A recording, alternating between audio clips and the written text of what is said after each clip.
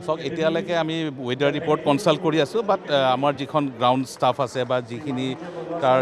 accessories লাগে ground প্ৰিপেৰেশ্যনৰ কাৰণে গোটেইখিনি ৰেডি হৈ আছে BCCI যিজন চিফ কিউৰেটৰ আশিষ ভৌমিক ডাঙৰীয়া তেওঁ আহি ইতিমধ্যে গোটেইখিনি কণ্ট্ৰলত লৈছে আৰু মই আশা কৰিম কালি কলিকতাতো বৰষুণ হৈছিলে তাৰপিছত খেল অনুষ্ঠিত হৈছে আৰু গুৱাহাটীতো যদি বৰষুণ হয় বা নহয় তাৰ ওপৰত একো ডিপেণ্ড নকৰে খেলৰ সময়ত বৰষুণ হ'ব নালাগে বাকী সম্পূৰ্ণৰূপে প্ৰস্তুত হৈ আছে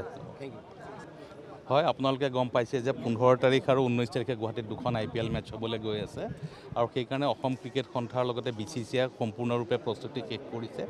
আজি অলৰেডি পাঞ্জাৱ টীমটো আহি পাইছে অহা কাইলৈ ৰাজস্থান ৰয়েলছৰ টীমটো আহি পাব আৰু মই আশা কৰিম যাতে বতৰ ভাল হ'ব আৰু ইয়াৰ ৰাইজে খুব ভাল খেল দুখন উপভোগ কৰিব পাৰিব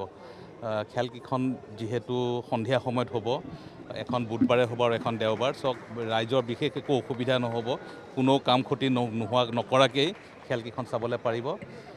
ইতিমধ্যে মই যিটো জানিব পাৰিছোঁ যে যিখন 19 তাৰিখৰ খেল আছে সেইখনৰ খেলৰ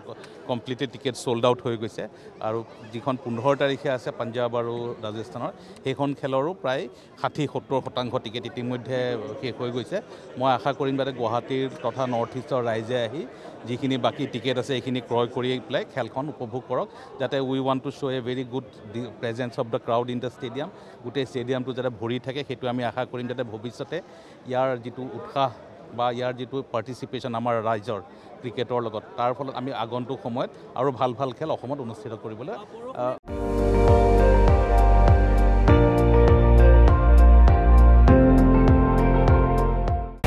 আপুনি চাই আছে ND24 সৰ্বশ্ৰেষ্ঠ নহয় সৰ্বোত্তমৰ দৌৰ